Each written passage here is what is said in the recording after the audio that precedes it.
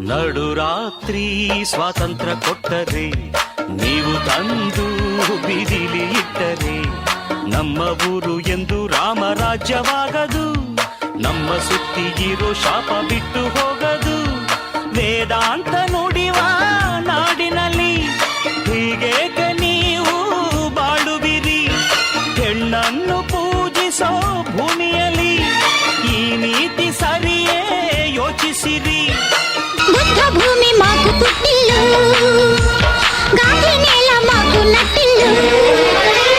పామురాయి చేదారిపోయింది, సద్దెన్నం సల్లారిపోయింది, కాకుల్లా చీకాకుల్లా గొంతెండిపోయింది, లోకుల మా లోకంలో మాటుండిపోయింది.